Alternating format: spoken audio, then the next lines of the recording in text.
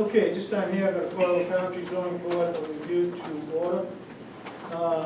Secretary, please read the roll. Bob Crow, Here. Denise Green. Here. Jean Costello. Here. Irene Drew. Here. John Donofrio. Here. Russ Lockley. Here. Okay, let the record reflect that we have six members present, so we have enough to conduct business for this evening. Fire exits are to your rear.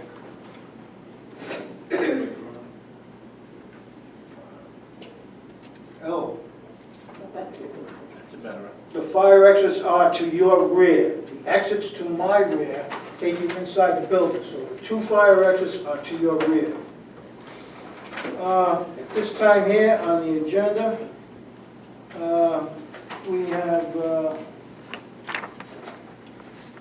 all right, old business, September 6th. Dennis Walkway, that's old business. That's been, that's all been ratified too, hasn't it? Yes. No, it has to be ratified tonight. Okay. Dennis LaRoque, owner is the same. Location of property is special plot map 57 lot 4, 5 Raymond's Point. Zoned RR2. Existing use is single family residence. Proposed use is the same. Applicant is seeking a special use permit to replace the existing single-family home with a single-family home with two attached garages. Do I have a motion on the floor to ratify that decision? So moved. Okay, motion's made. John, you second that? I did. Okay, you're the chairman. All right, I'll second that. Okay. John, second that. Okay, all those in favor, say aye. Aye. Nays? Ayes have it. Okay, the next one is Lori Lanou, MD Properties. That was at 173, Assessors Plot Map 38, Lot 173, 599, Tyoke Avenue. Applicant is seeking a special use to operate a doggy daycare. I understand that application has been withdrawn, The correct? application is correct, the application has been withdrawn. All right, then the next application, Joseph Carrera, Assessors Plot Map 321, Lot 32, 580 Sisson Road. Application to seek a special use permit to operate a dog kennel for the purpose of dog rearing. The applicant has requested to continue to October 4th, 2017. Any discussion on this, or is there a motion to continue it? I'll make that motion. Okay, I have a motion made to continue it. Do I have a second on that motion? Second. My motion is made second. All those in favor say aye. Aye. Nays? Ayes have it. Okay, then we also have Mario Napoleoni. Okay, and that's on Assessors Plot Map 80, Lot 13, Manning Court, Zoned R20. Applicant is seeking a dimensional variance to request relief of frontage, which is required 150 feet with 13.47 is available. The required lot size is 43,560 and available is 42,113. The applicant has requested a continuance to October 4th, 2017 meeting. Do I have a motion to continue this? Motion? So moved. Okay, Russ made the motion. Second. I need to second it. All those in favor say aye. Aye. Nays? Ayes have it.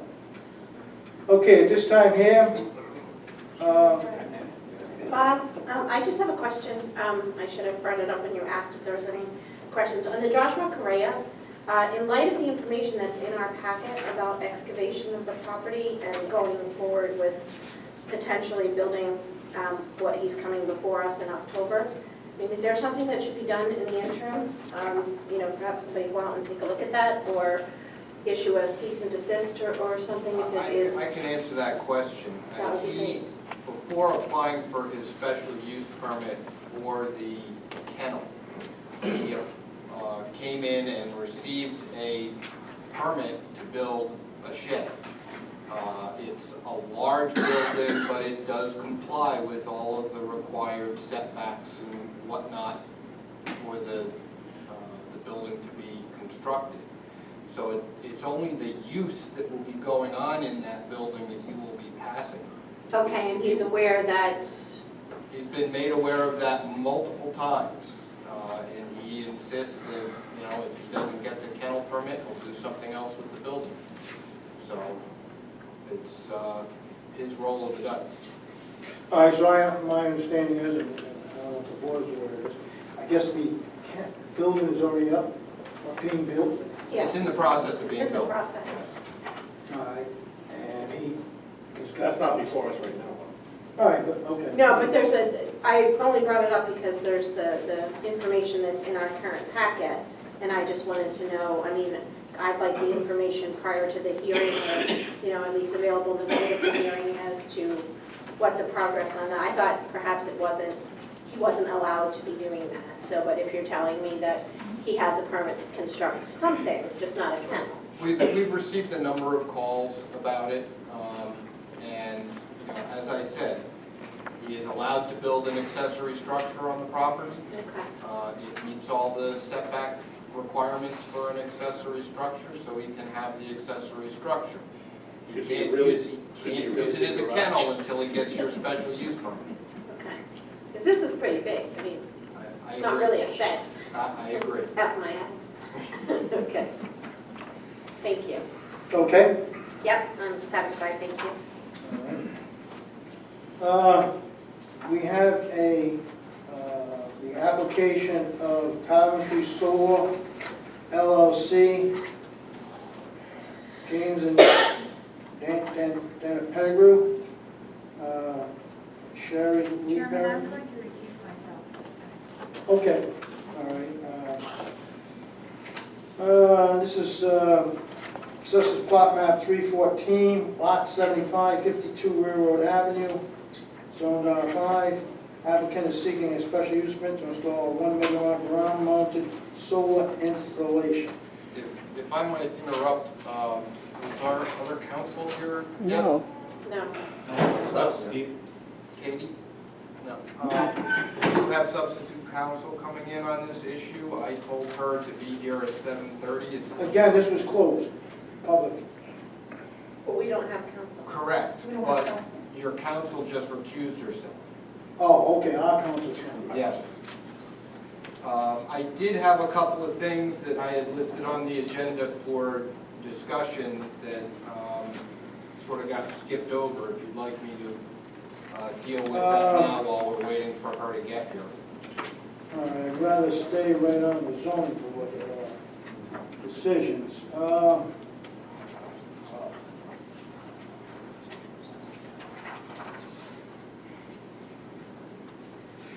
Bob, that's all we have left. Huh? That's all we have left. is- I know, that's all we have left.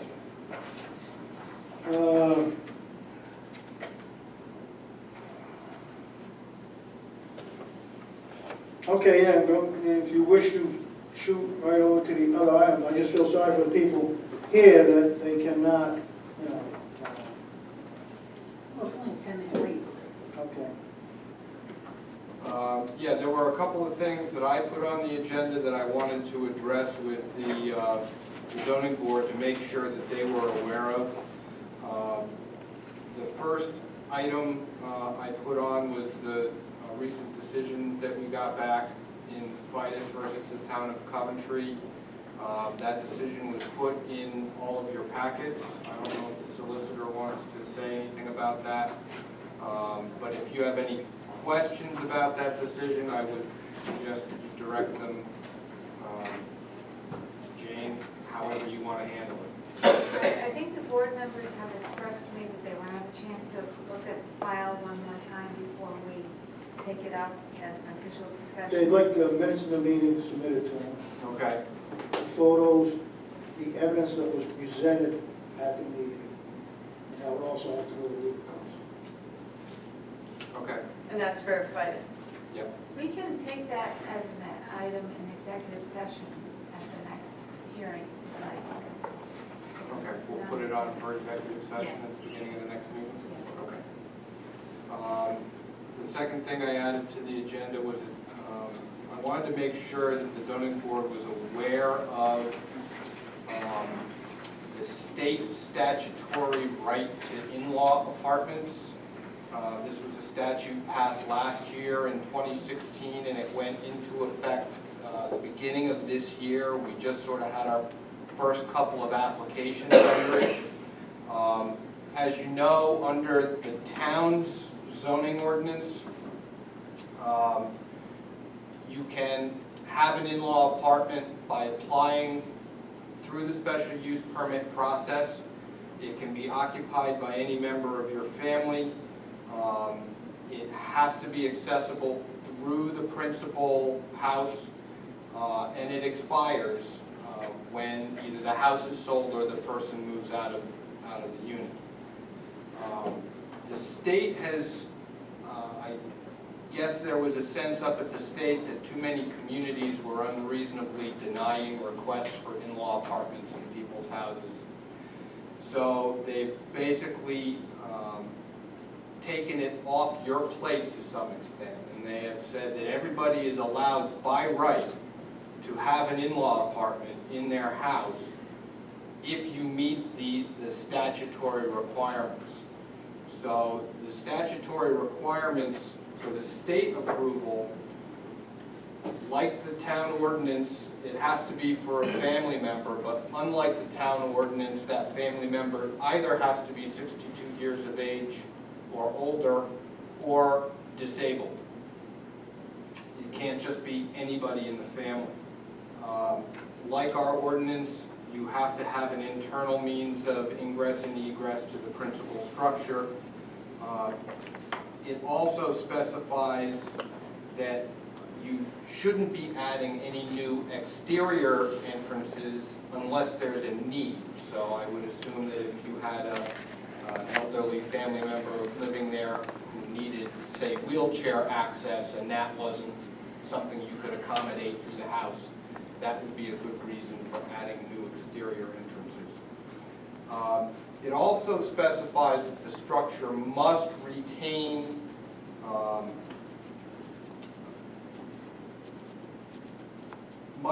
a single-family residence character about it. One thing we've had come in recently is an application where somebody essentially wants to construct a separate structure and then connect it by an enclosed passageway. I have told them that I don't believe that that maintains the single-family character as required under the state statute. However, because that requirement doesn't exist in the town ordinance, I've told them that they have the option of coming to this board for a special use permit to see if you will approve it. So there are going to be times where this statutory right to an in-law apartment applies, and I think it will apply to the cases where I believe the legislature intended it to apply, and that's where you are making an interior area of your house into an apartment living unit for a relative. I believe that there are other times where it will not apply if you're changing the character of your house to create an in-law apartment, in which case they would still have the option to come to you for a special use permit. So both of these things are going to exist side by side a little bit. I have a question about that. I happen to live in an in-law apartment. Yeah. Now, I have exactly what zoning required, but the thing I question, if they have that separate unit that they kind of join together, are they going to have separate utilities and stuff? Because that's not the way in-law apartments are supposed to work. No, and those are the discussions that, some of the discussions I had with the applicant, and I told him that he was welcome to apply under the special use permit process, but that I was not going to approve this under the state process because I believe that what he had effectively done was create a brand new house that no longer maintained the characteristic of a single family dwelling. dwelling. But it's something that you guys could take a look at the plans and approve under the town ordinance. Okay, under this same question, you have a garage that's attached, but they want to put the in-law apartment upstairs. Well, you have an existing garage. An existing garage, but that in-law apartment is, the only way you can get entrance to it is a separate entrance because it's above the garage. You don't go through the main entrance. Well,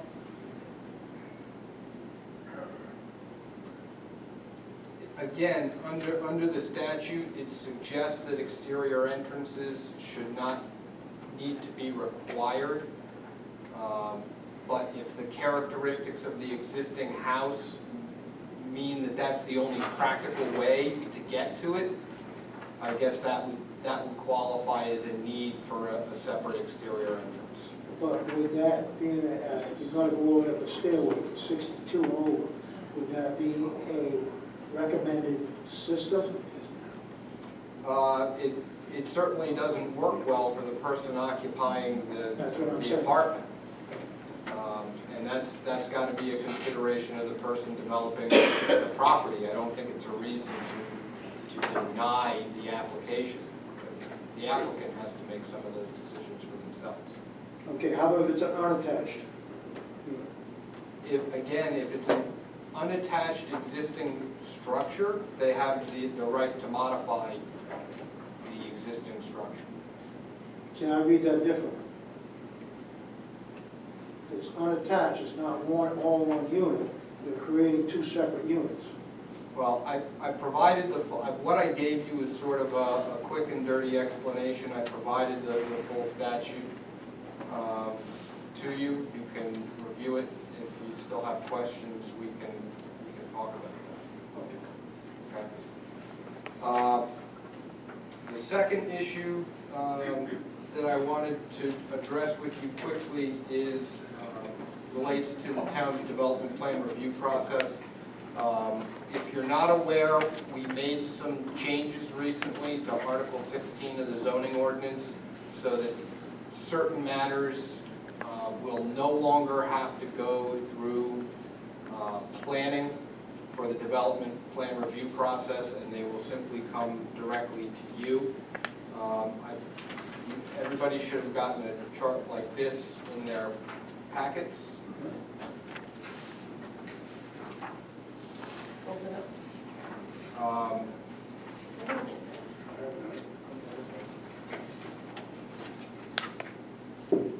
Last one, maybe it was the one, I said it once. You asked me, I right? know, that's what and I don't I have never it. got it. No? Last one? I don't remember that. Okay. We can kick it over to the next meeting. We'll just put it over to Yeah, the we'll next put it in meeting. the next one. All right. Okay. Okay, that's all I had. Katie? Okay, we're all set to go now. I'll re-recuse myself. That worked. It is now.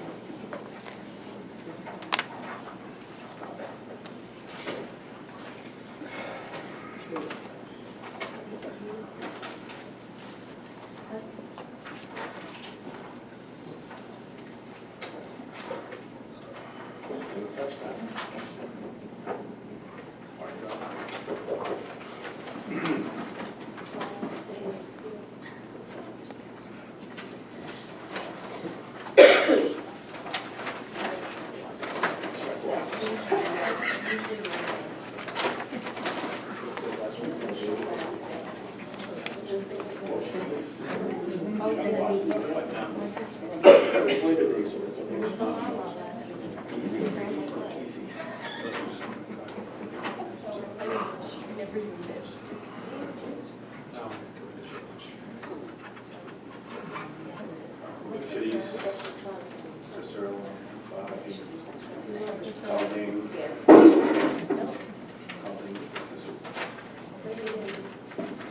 Okay, I guess we're all ready?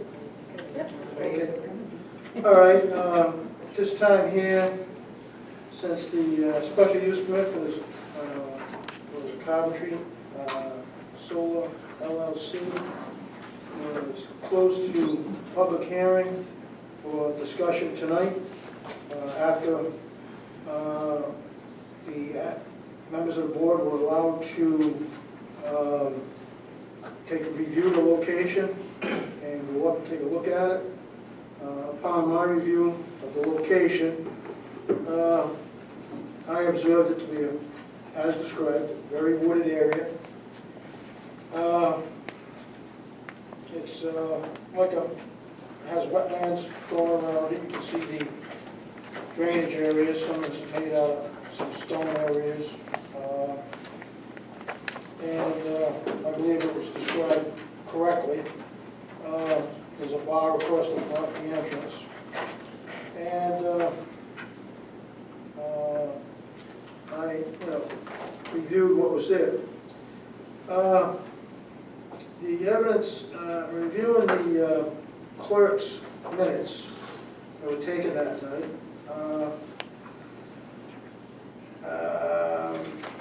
the applicant sworn in Alan Barides as a professional engineer licensed in the state of Rhode Island, as well in other states, with 30 years' experience. The individual was sworn in and also motion passed to be taken as a professional for qualifications and to be a professional witness. That was on page 10 of the transcripts.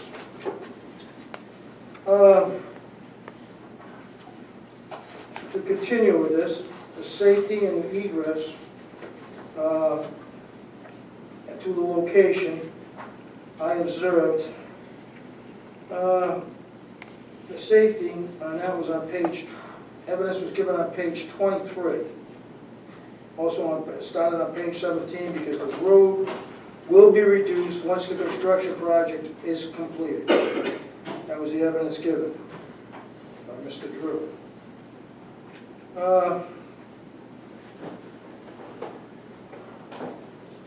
going to continue, let's see now here. Mr. Chairman, do you give more specifics on that, how the roads can be reduced? Exactly.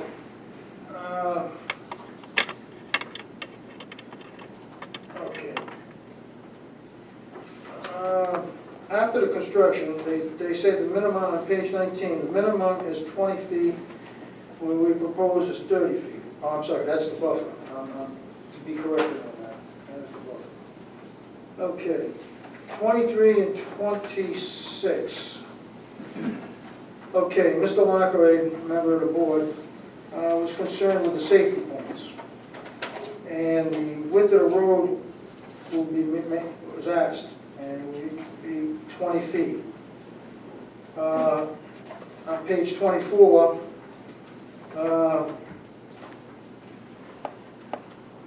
it's set up for fire trucks to go within this roadway and go onto the facility. So the access would be from the outside of the facility.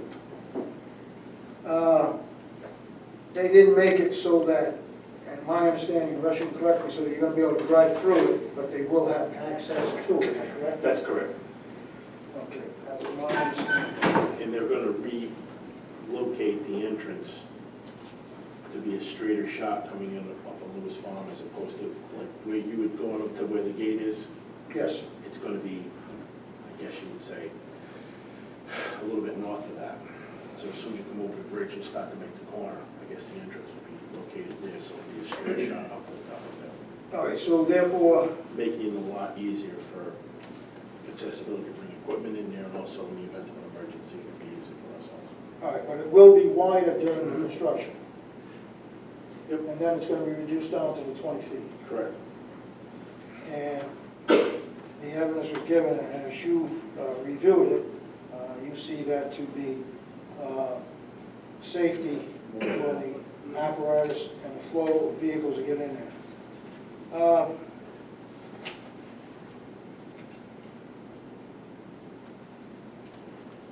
All page 16, I believe, the evidence.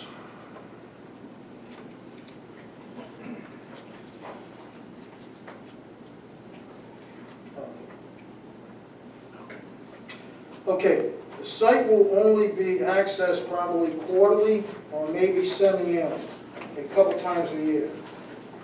And these sites, people do not go on heavy maintenance. So there will be pickup trucks or personnel vehicles that would be coming in.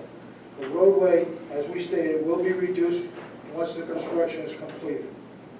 So therefore, off-street parking will not be maintained or required or necessary.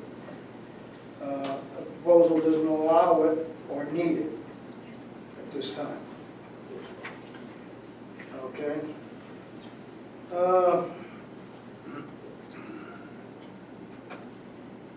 Okay, adequate trash and storage and delivery areas. There is no delivery. Or trash going to be generated from the site. My understanding, the evidence given on page 40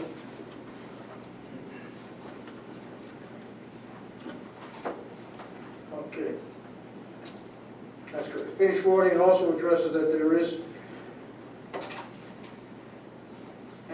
no off-street parking requirement, so therefore it's not needed. The question was asked, is there any type of trash or storage facility on site? No. There shall be none. No trash or storage. I guess during construction they will have it, but there will be none on site. So that is not required. All right. The biggest thing was the need for screening and buffering. All right. And we talked about that.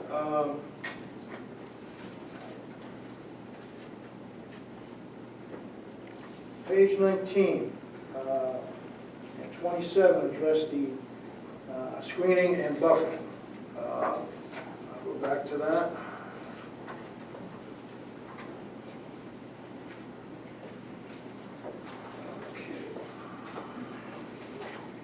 Okay, page 19.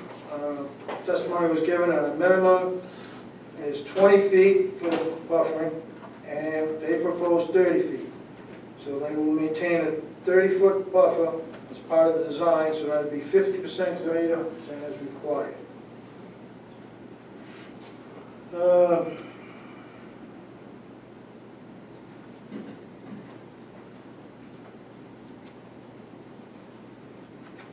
Mr. Chairman, how about availability and location of utilities? Okay, the availability and the location of the utilities. Okay, there will not be any on-site need for utilities. Right. Okay, that was my understanding and the evidence given. Anybody else have any other? Well, I think any connections made to the grid would be underground.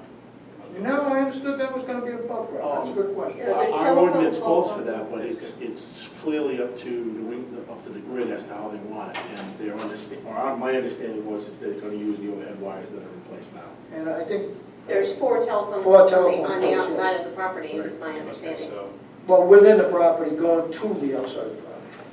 That's probably going to be underground. I thought the underground utilities were running from the unit, like John said, from the solar array, underground to the telephone poles, which were going to be on, they're going to be visible from the street, because I remember testimony to that effect. Yes, they will be They're going to visible. be visible from the street, and that we originally thought there was 3 of them, but I think the testimony is there's 4 telephone poles.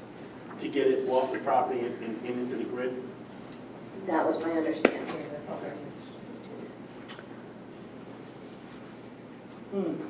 So they're going to add 4 telephone poles, they're not going to use this is to get it from the project down to either Lewis Farm Road or out to Route 117. Yes. Okay. That I know. Okay, I don't know.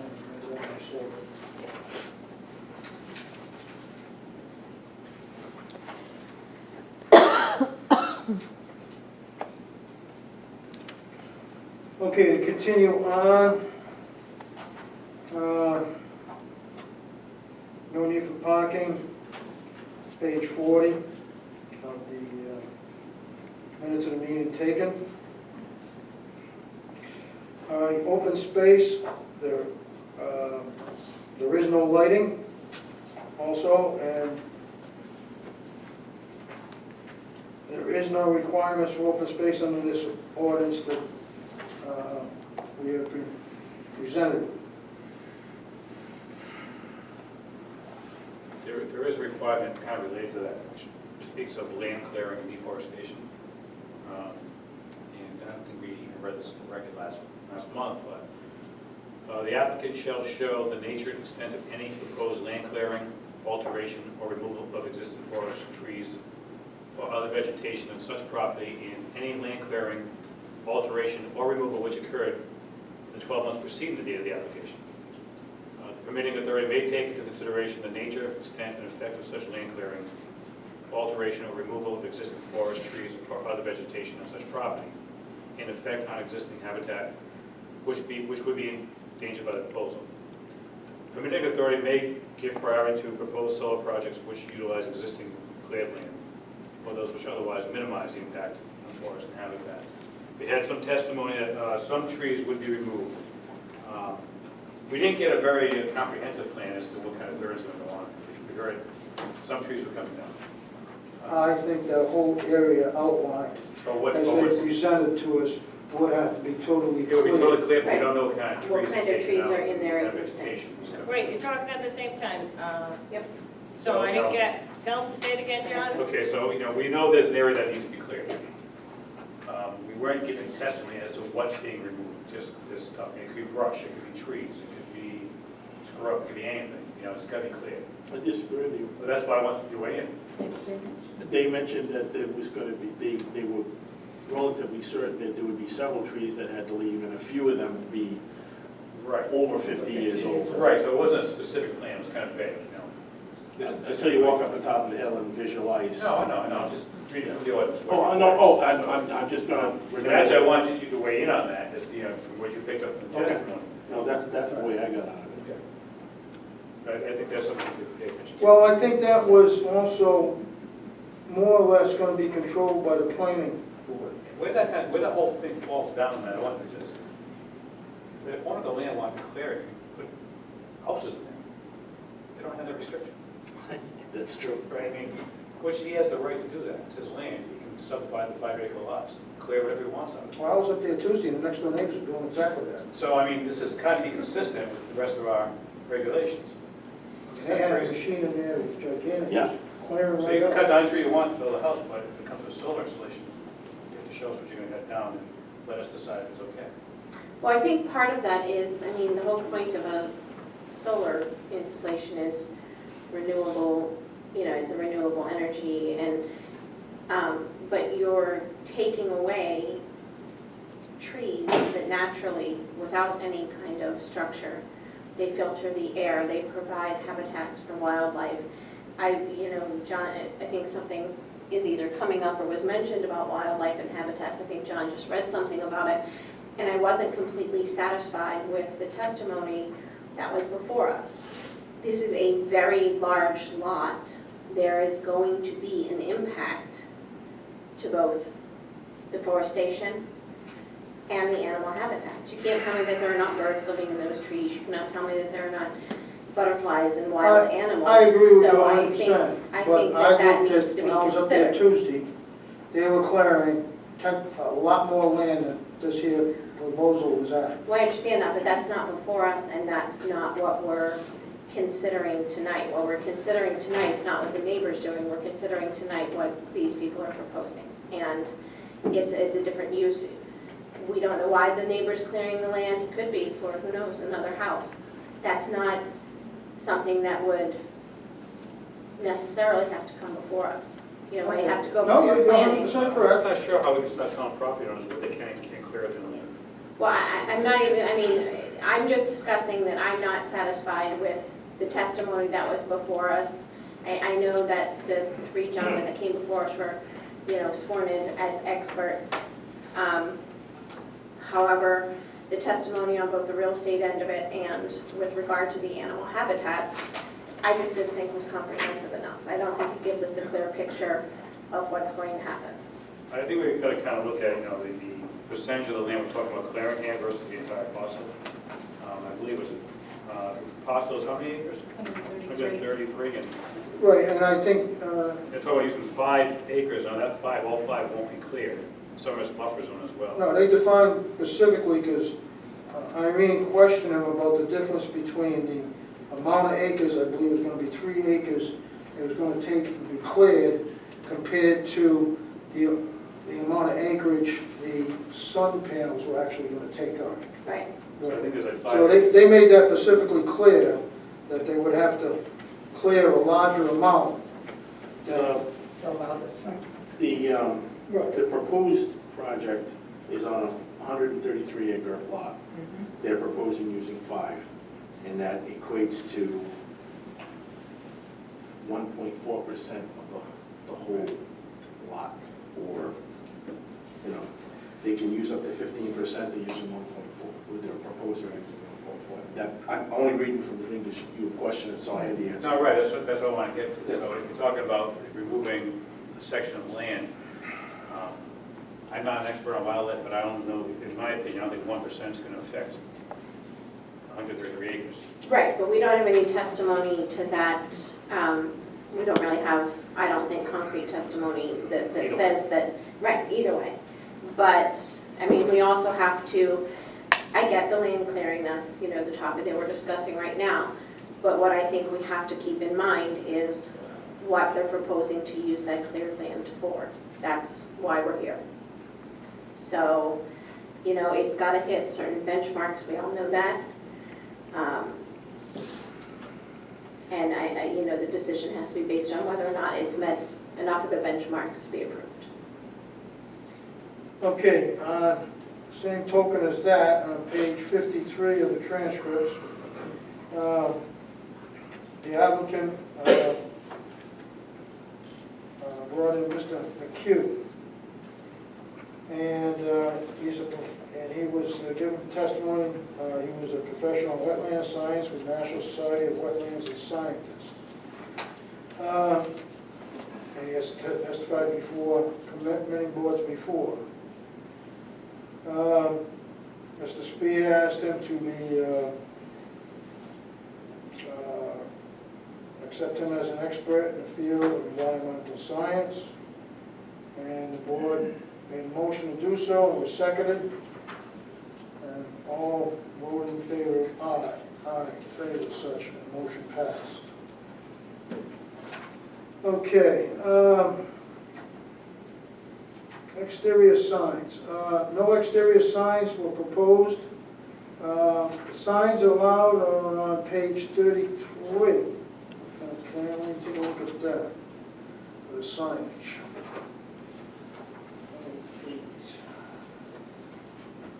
Well, there's no signs and there's no lighting proposed for the project. I think they have to have a sign, let's see now, there will be no lights associated with this site, no lights proposed, okay. I think they do, by the ordinance, are required to have a certain type of sign. No trespassing? Probably no trespassing, and probably a warning sign stating the electricity is there. But again, I'm saying probably, and I'm pretty sure that evidence was given as the type of signage according to our regulations, which is required, the applicant shall submit. All right.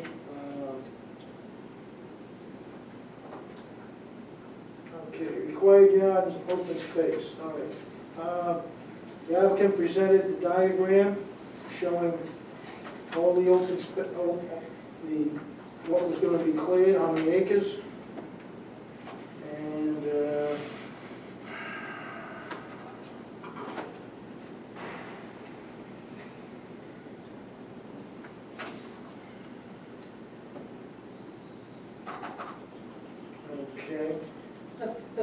solar installation as proposed is going to satisfy standards A through G in the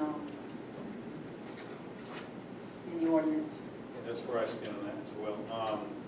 I think the important things that we're looking at, H is going to be the big one to talk about, but we have to ensure that if this is approved, that a proper screening and buffering is in place. The board's satisfied with what's presented, or do we want to put any kind of stipulations to change that? I say they exceeded the buffer required, and that's, I think, was a big thing with the planning board. Right, so if we approve it, that means we're saying that we feel they met that standard. Yes, So, percentage- I mean, that's my feeling. Yes. And I know this doesn't apply to right now, but if in the future they wanted to add more solar panels to the area, they would have to either both go back to planning and us before that could be done, right? Do we need to make that a stipulation? Yeah, well, because otherwise it's in place, they have a special Exactly, use that's permit. what I thought. I don't think we heard testimony on expansion. Right, but I think No. No, not at all. It's a great point, though. I think a stipulation would have to be included. That would- Yeah, that's any what I further thought. expansion without- Okay. I think that's required anyway. But Right. if the Mike's- board feels that's Mike's necessary, then we John. should do it, Mike's. if it's approved. Okay, now, when we get a little tougher for us, this is where the big decision comes in. General compatibility with abutting lots. This does make it a little difficult.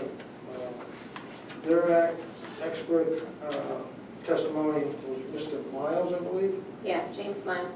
and he was approved as an expert witness. Page 67, I'm going to quote, "I found the basis of my inspection of those properties in comparison to what I consider to be comparable properties in the neighborhood. Discussion with the broker and office manager that handled these deals." Okay, he was talking about, which Irene brought up, the comparisons was in Mansfield, Massachusetts. Mansfield, Massachusetts, and, again, I'm just going to indicate that I wasn't satisfied with Mr. Miles' testimony. I know he was qualified as an expert. I understand that his background is in real estate. However, the main point of his presentation, I felt, was that there was a lack of empirical data. And you can't say that, well, just because there's no empirical data, that it falls on the side of it's compatible and it doesn't affect home values. That, to me, is not a valid argument. And Okay. the properties that surround this Don't disagree with you. the properties that surround this are residential. Okay. I don't see the compatibility with an industrial use and residential Well, properties. those were new houses that he was comparing with, by the way, it says right in here. My biggest problem was, it was taken from, like you said, Mansfield, Massachusetts. Right, Another whole state, another whole community, another whole everything. But he also gave the evidence that there was enough on this for him to find something local. It's not like he didn't look. Page 65, he gave the evidence.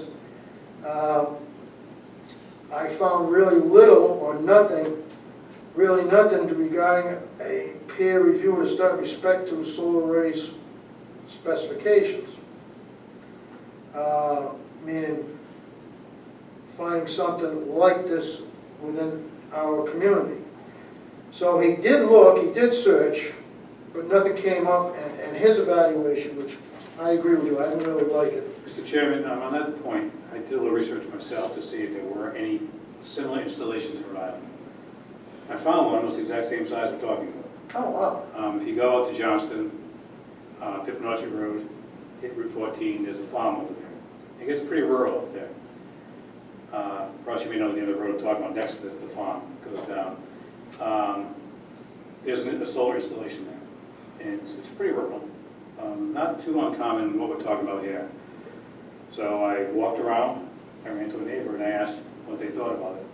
And they loved it. I mean, they said it's a good neighbor, they're quiet. This place used to be a real mess, they cleaned it up. it's fenced in, it's buffered. That's only one person I talked to. But just to see, the real estate expert couldn't find anything in Rhode Island. There's one right down the road. It was 20 minutes from here. There's one in Chabacha as well. Yeah. Steer farm. Did you bring that in? Wright's Chicken Farm, right on the right-hand Yeah, side. they're there. I mean, they are popping up. I think this whole case comes down to, if this was the one and only, and there's no talk of future development, there were no windmills up, I don't think there'd be as many concerns. I mean, there'd be concern, but not, I think there's the fear of where this leads in the future. If you let one in, you let 10 in. And if you let one windmill, you get 10 windmills. I think that's what the meat of all this is. It's the future. I think that this one, if it was all by itself on, 1% of a piece of land, buffered, fenced in, you can't see it from the road, it's not a safety hazard, you can't smell it, you can't hear it.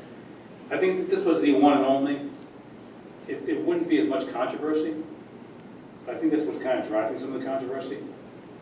I understand if you live out there, there's some emotions running high, and I totally get that. You move to a rural part of Rhode Island to be in a rural part of Rhode Island. Some people consider solar farms to be rural, as they do windmills, because windmills are as old as Benjamin Franklin, just not the size they are now. There's a national movement. Senator Whitehouse is pushing it for green energy. Unfortunately, nobody wants it in their backyard. There's a lot of that. I understand that too. There's a lot of things I don't want in my backyard. I live in Eastern Coventry. I certainly didn't move there to encounter some of the stuff I encountered today that wasn't there when I moved in. And I get that argument. I totally get that. When I moved there, I didn't move there for this. It's a very common feeling for people. It's very understandable. Hey, you go live there. We had that with the airport, our runway. So people have to live in these communities. So the question comes down to, based on what was presented, does it meet the standards? And that's it. It's got to meet the standards, yes or no. That's the bottom line. Well, I think here, as we're still on item H, general compatibility with the abutting lots. I know it doesn't have to be absolutely positively the same exact as the abutting lots, but this solar farm is going to be abutted by residential properties. We had an awful lot of people take time out of their day to come out and to speak about that. We haven't really had a ton of that in the past, at least while I've been on the board. And I don't think it's all emotional. I think it's, we're charged with making sure a comprehensive plan is followed. And, not necessarily to tell people what to do with their properties, but in a way we're here to listen to the people, to listen to, and to make the decision based upon the vision for our town, which is the comprehensive plan. I pointed out that a couple of sections of the comp plan show that it's not compatible with the comp plan. My concern was the wildlife, that's section B2.4. Section D1.3 seeks to maintain Coventry's diversity. There's 3 separate and distinct sections of our town that each have their positives and negatives, and people choose to live in them for various reasons. I believe the people that live in Western Coventry choose to be away from the industrial, the body shops that are on Route 3, things, the more commercial, businesses and traffic. The section D1.4 says the plan for commercial and industrial use is extremely limited. That's our comprehensive plan. And as was mentioned in the meeting, I didn't cherry pick these sections. I actually looked for ways to see how it was compatible. I don't go into something looking to see, okay, how can I prove them wrong? That's not what I was trying to do. What I was trying to do was find a section that said, or at least left it open to interpretation. Okay, the solar installation, as presented in the evidence, did appear to be very low intensity use. So with that in mind, that the use of it, and this is what's in front of us, the use, is compatible with, and there was no argument against that with the neighborhood residents around. The planning commission also find that the application and proposal would generally be compatible with the comprehensive plan as it's presented. The comprehensive plan, now this is the big thing, actually addresses, would be found to be with it. And also underneath the, this is a permitted use, which our council, zoning ordinance, actually, as long as you meet the special use requirements. It's a permitted use underneath the zoning laws, underneath the special use requirements. Permitted by the town council, and this is recently. No, I understand that, Rob, but I wasn't talking about the ordinance, I wasn't talking about town council, I was talking about a comprehensive plan, which also indicates that another reason for limiting commercial and industrial use in Western Coventry is the undesirable secondary growth impacts, which we've all seen with other projects. Right, but apparently the town council has determined that this is consistent with the comprehensive plan by imposing it for a special use permit. Mr. Chairman, if you remember, this is virgin territory, if you will. I agree. And it got lumped into Article 6 of our zoning ordinance as industrial, transportation, communications, and utilities, because we really had no place to put it. Once this thing, or as I envision it anyways, once it's there and up and running, you won't see it, you won't hear it, and unless somebody points it out to you, you're not even going to know it's there. I find it odd that people, listen, I don't live there, so I understand. I can completely understand that they don't want the possibility of more of it coming up. But on the other side of the coin, I mean, there's 133 acres there, so they can put about 25 houses out there if he wanted to. Probably not with the wetlands and everything, but he could turn around. So that would have a direct impact in what's going to happen in our town as far as the infrastructure. This is going to pose no drag on the infrastructure of our town whatsoever. And the only one that's going to see a little bit might be the fire department in the event that there's some type of an emergency over there. But the town's not going to plow the roads. It's not going to generate children for the school. There's a lot of pluses to that. The point, we're mandated, and I think it's 2026. I thought that was the number that I heard, where we're going to be mandated to have a sizable amount of energy generated by renewable energy, that a lot of other people are looking into this. The fact that it's, again, 133 acres, they're proposing using 5, so it's 1.4% of the whole project. It's like a tick on the back of a dog's back. I mean, it's unless you knew it was there, nobody would even talk about it. And that's the whole point of. I don't remember, and I know we can't ask the principals, but I don't even know that we have to have a sign up there. I just think it has to be a locked gate. Well, that would be according to the rules and regulations set by Brian and the planning board. Right. All right? Well, what I'm saying is if there was no sign there, people wouldn't even know it was there. According to the ordinance. All right? And we just want to make sure everything's done correctly if it's approved. Whatever required signage would be there. We want to satisfy all the special use requirements. Right. Must be satisfied. And the applicant at this time has done that, and using the criteria presented. The big thing is, it's a tough one, it really is. General comprehensive plan. Solar energy is not directly addressed in the comprehensive plan like you said. It's a tough one.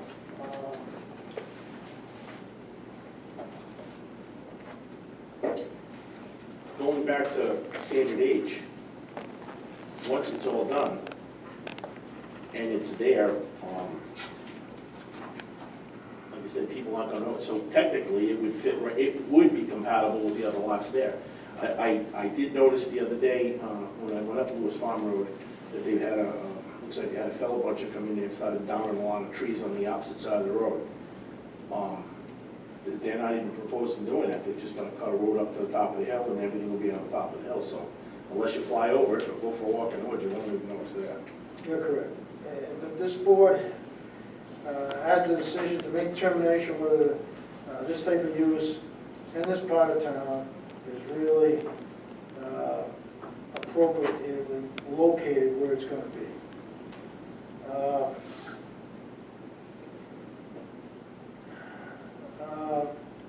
The attorney, Mr. Ryan, spoke on this, and on page 81 of the transcripts, I kind of found his testimony kind of wishy-washy. With the special use permits. He agreed that this here was allowed with a special use permit, but yet he didn't agree. That's the issue. They didn't, he suggested that the applicant did not meet the criteria with the comprehensive plan, but yet he does. And the biggest thing is the impact on the neighboring properties. I really don't see the impact on the neighboring properties with the heavy buffer, as you were saying. I know that a lot of people out there are against it, but there are a lot of people who live in the general area of that are in favor of it, so, I mean, We didn't have any testimony, I don't think. we didn't have testimony one way or the other, we just had the petition signed by the people For it, from both yes. sides. But people got up to speak that night. Not one person came to speak in favor of it. Nobody came in favor of it, that's what I'm saying. It was the people And why that, do you think that is? I don't know. Russ, That's a good answer. you can enlighten me, Russ. Why did they not come to speak in favor of a project that they're in favor of? Probably didn't want to get browbeaten by the rest of the crowd that was here. Well, the converse could be said, and I don't think that's really something that we should be even You asked for a considering. vote. Well, I know, but, I mean, I could have, never mind. I think that's, go ahead. I think that, we're gonna start seeing solar farms, not just in Western Coventry, we're gonna see them all throughout Coventry. I think we're all gonna be affected by it down the road. I wouldn't be surprised to see Central New England get some balance at some point. It's being mandated nationally, so it's all sorts of green energy. Going up all, they just go on. Everybody's gonna be affected by it, everybody. My next door neighbor covered their roof in solar panels, I think it looks hideous, but that's their right. It's certainly not compatible with the rest of the houses in the neighborhood. And it looks like a factory, 2 houses. What is the future? It's like, I'm not even sure if I'm a strong believer in solar energy. It's what it's supposed to bring, but it's going to be mandated. We're not going to have a choice. And something we're going to have to live with. It's probably more windmills, but probably not in that section of Coventry.